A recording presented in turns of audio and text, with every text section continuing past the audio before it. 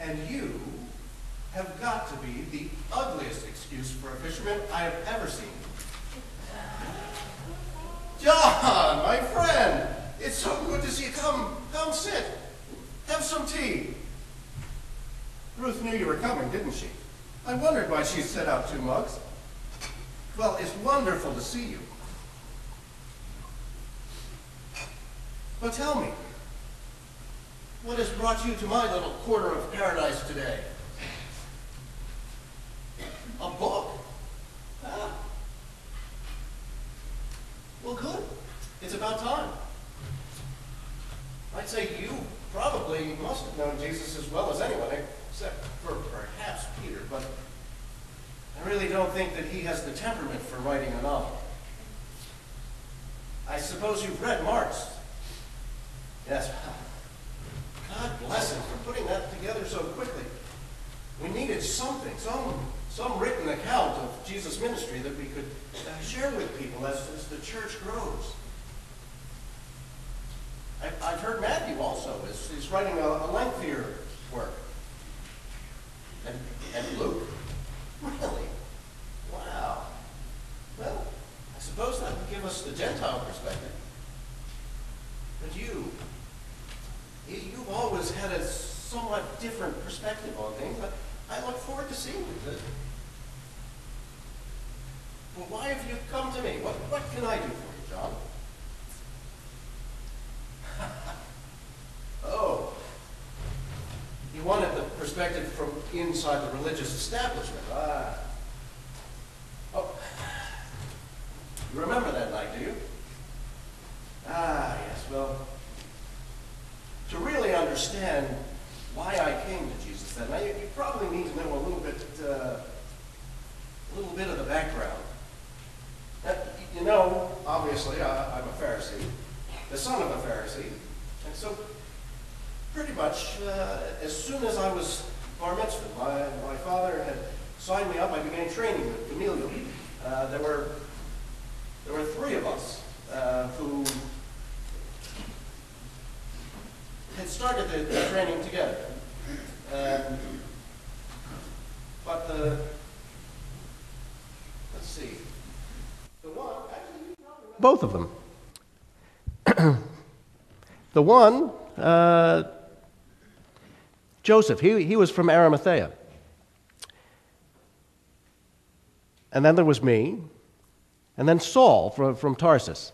We started together. He couldn't have put together a more unlikely group. I mean, we pretty much covered the entire spectrum. Paul, like me, was the son of a Pharisee, and so we were both really expected to follow in that path. But we handled it very differently. Paul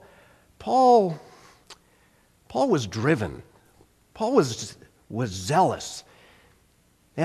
Joseph and I used to say that it was like he was out to prove something to somebody. But he was so totally focused. He was all about the law and the tradition and learning it. He used to say, you learn it, you repeat it, you practice it.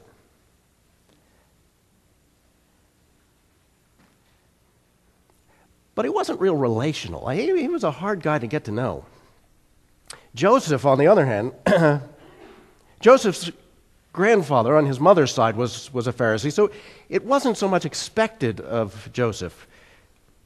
Joseph entered into the training because he felt called. He felt that he was called to serve God. But you see, because Paul was so driven and was so focused on the law, Paul, he didn't feel there was any room for doubt or for questioning. Joseph, on the other hand, was all questions. He wanted to know why we believed this and why we did that and why these traditions had started and why we continued them. He was always asking questions, but he was so passionate about wanting to know God. It was contagious.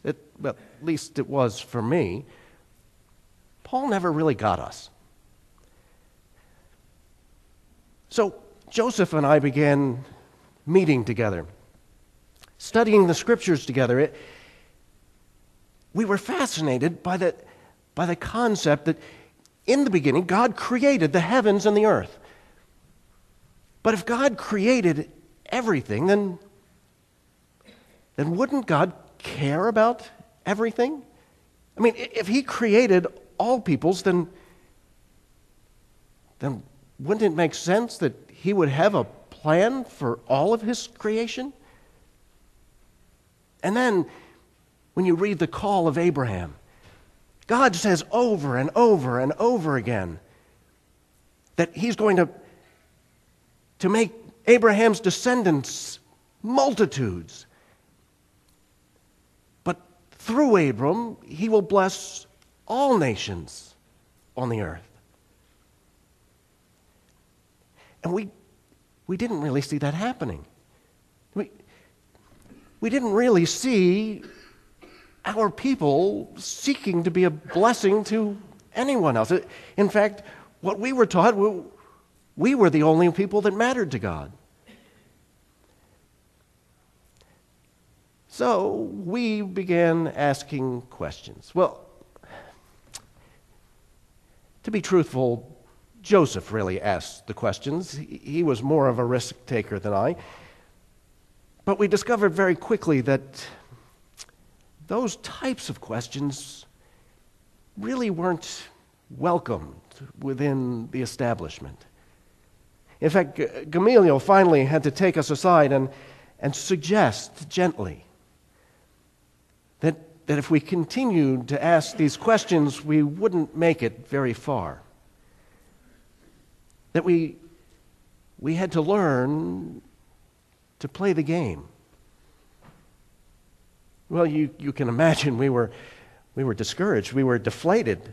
We had been so excited by the thought that God had more. I mean, I think that's really what fascinated us was we thought, isn't there more than just following some rules? Isn't there more to faith than just checking off boxes?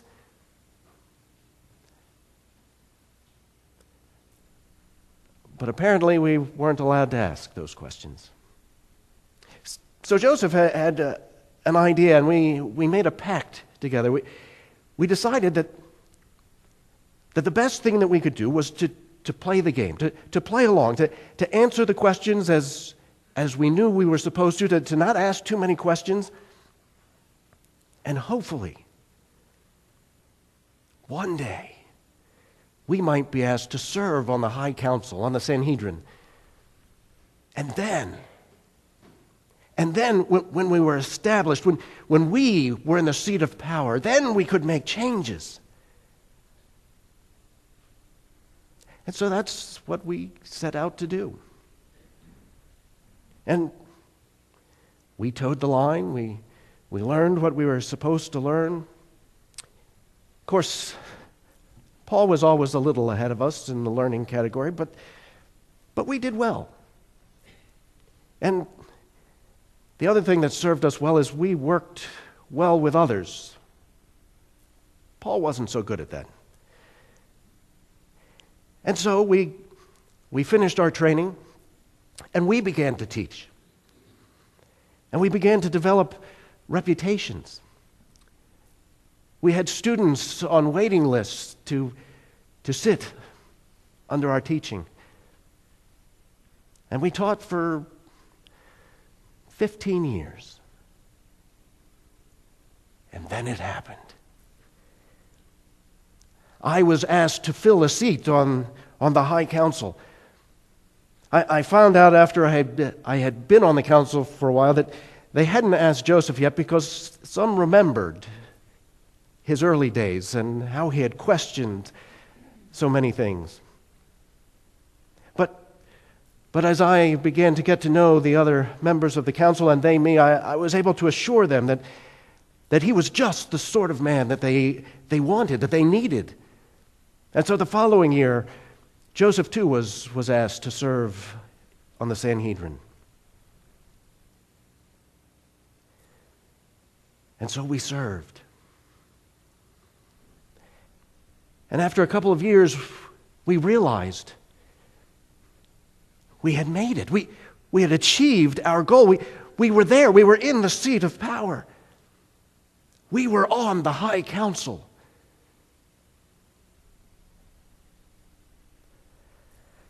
But there was a problem.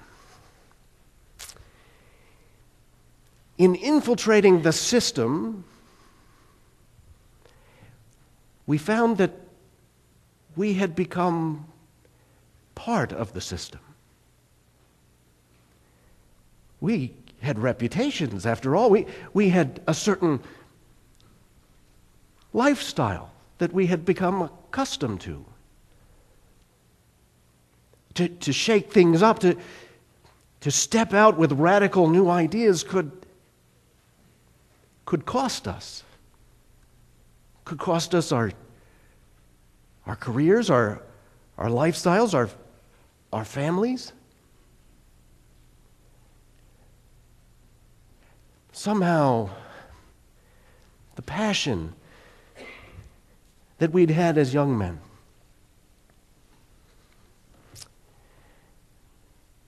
just wasn't enough. And so we kept quiet. You know, it's interesting that, as you know, within Judaism there are small pockets. There are groups of people who for years have been studying the Scriptures, have been waiting for the promised Messiah. But we, the high council, the teachers of Israel, we were no longer looking for a Messiah. What did we need with a Messiah? We had perfected the art of following the law. As far as we were concerned, we were righteous. What need did we have of a Savior, of a Messiah? In fact, a Messiah would just complicate things. A Messiah would threaten our traditions, our way of life.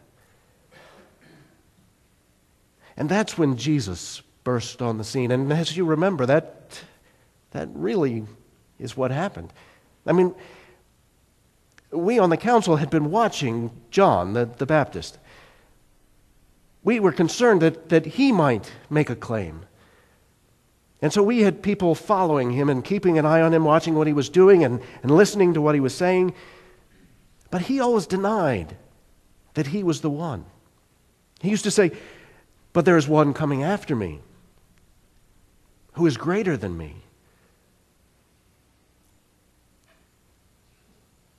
And so, some of us were there on that day when Jesus came to John and was baptized. We heard John make his proclamation that this is the one that I have talked about, the one that was to come after me, the one who is greater than me. And with that, Jesus' ministry began.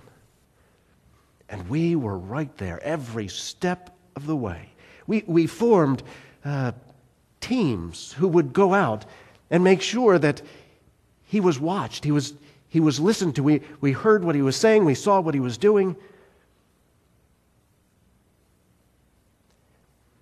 We even sent them with questions to try and trip him up, to find some way to get inside his head, to understand what he was thinking, what he was all about. And somehow he always turned the tables on us. Do you remember that day? It was just outside Capernaum in the synagogue. It was a Sabbath. And Jesus had come to read the Scriptures and to speak.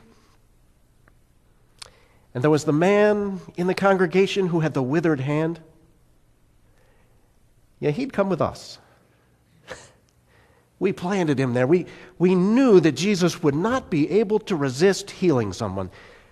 But if he healed him on the Sabbath, we had him. He had broken the Sabbath law.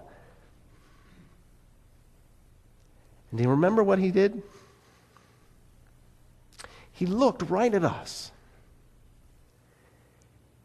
And he said, "Tell me, you're Pharisees, what is more lawful on the Sabbath, to do good or to do evil? To bring healing or to cause hurt?" How could we answer such a question? There was no right answer. If we said it is better to do good or to heal, then our plan was out the window. But we certainly couldn't say the other. And so we just sat there and stared at him with blank faces. And do you remember what he did next? That's right. He simply said to the man, "Come up here." And he invited him up in front of everyone. And he said, "Stretch out your hand." And when he stretched out his hand, it was healed. It was whole.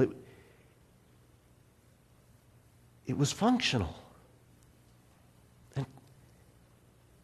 And he really had done nothing except ask him to stretch out his hand. There was nothing we could get him on.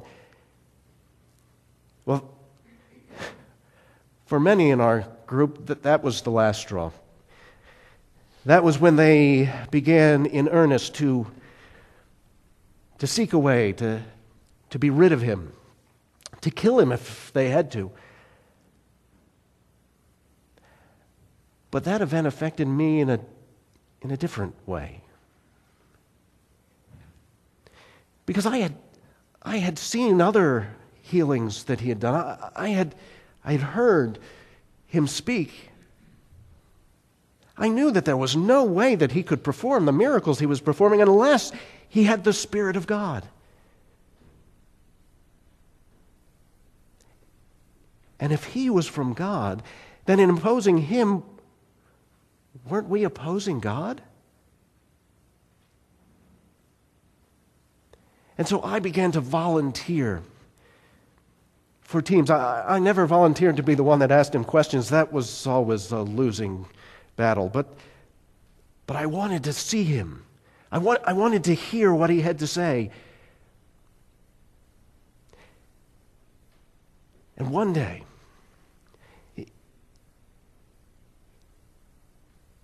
one of our members asked him, "What is the most important commandment?" And when he talked about how the most important commandment was to love the Lord your God with all that you are,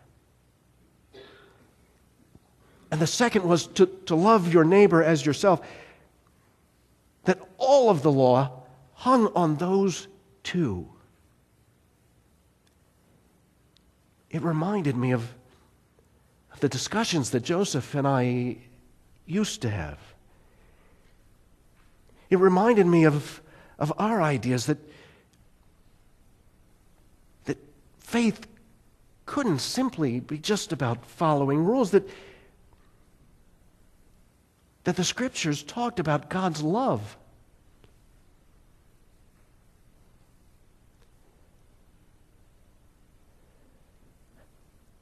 And so, as Jesus and the rest of you made your way to Jerusalem, the council ramped up its efforts. And then when Judas came to us and offered to help us, the council was all too glad to take him up on his offer. And although it took every ounce of courage I had, I stood up and I said, "Gentlemen, is it our habit to condemn someone to death without even allowing them to speak on their own behalf?" Well, they laughed. They asked me, "What, are you a Galilean now? Has he gotten into your head?" I didn't quite have the courage at that moment to tell them yes. But Joseph tried to encourage me later that I had been very courageous in what I had said, but it didn't seem like enough. But after that, Joseph and I began to talk again, to think about what we might be able to do. But very quickly it became obvious that we were not going to be able to stop what was coming.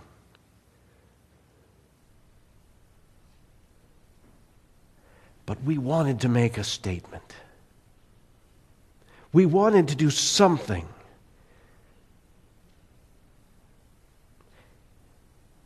Joseph had just bought a new tomb.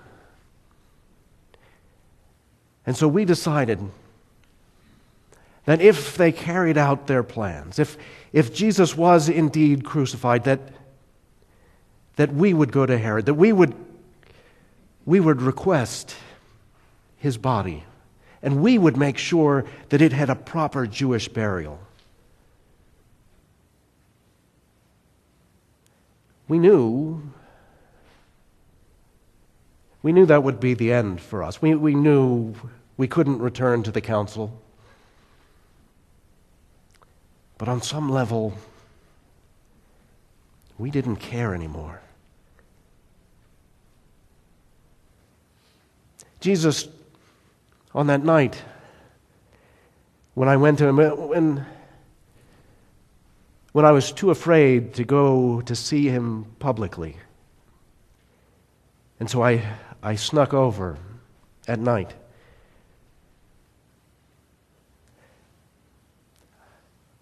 I simply admitted that we knew that he must be from God, because he couldn't do the things that he was doing unless he had the Spirit of God. But he didn't even let me ask a question.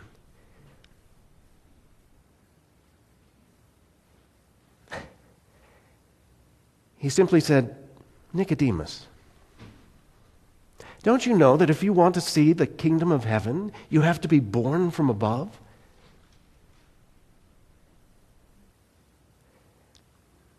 I'm ashamed to say, with all of the learning that we had done, we really had never been taught to think spiritually. And so I took it literally. And you might remember, I said, how can a middle-aged man be born again? Even if my mother was still alive, am I to return to her womb and be born again? Looking back now, Jesus was kind. He had that mischievous little smirk, but he didn't laugh aloud. He said, "Nicodemus, you must be born again. The flesh produces flesh. The Spirit produces spirit."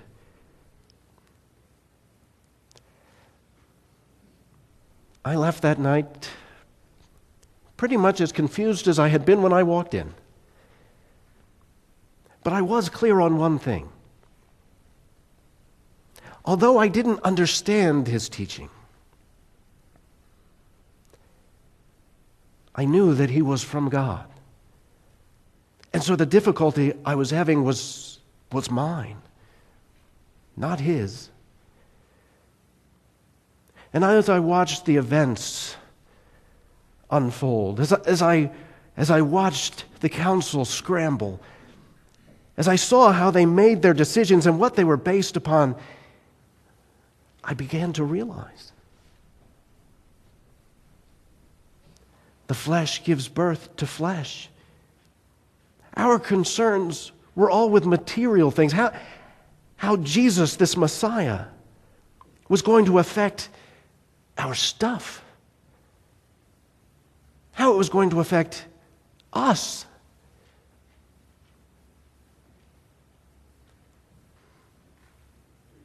That's when I realized that I needed the Spirit. That the things that I was clinging to were not the things that last.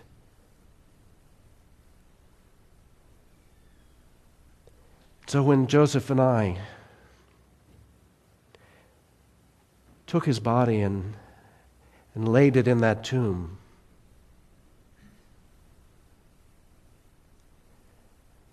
that was our statement to the world that we were done with that part of our lives,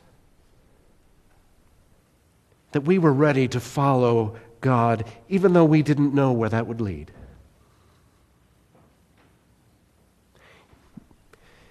You all were kind enough to welcome us in.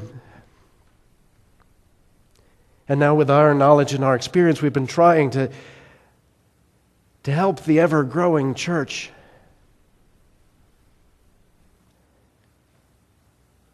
But you may remember just, a month or so ago, when Paul and Barnabas came and James, Jesus' brother, called us all together. It's the first time I had seen Paul in many years. I had heard that he had been converted. And naturally, it was no surprise to us that God had to hit him over the head. But they had come down from Antioch. And they were telling us of the wonderful things that were happening there. But there had been a controversy over circumcision. And you may remember that initially Joseph and I spoke up and felt that the Gentiles should be circumcised, that they should convert to Judaism if they were going to join our little gathering. But then when Peter and Paul spoke and told of how God's Spirit had been working, how the Gentiles had received the Holy Spirit even before they had been baptized, how God was using them with or without circumcision, I realized that once again I was clinging to things that were important to me, but not so important to him.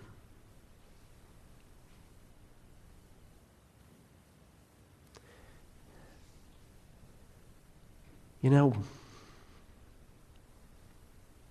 I realized that much of my life I had been imprisoned by my own fear. My fear of losing those things that I couldn't keep.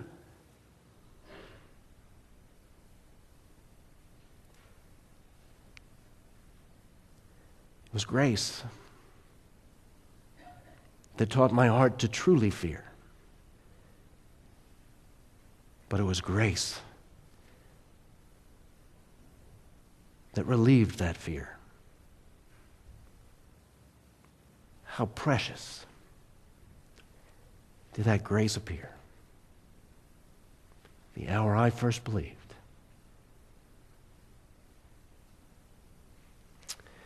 Let us stand and sing.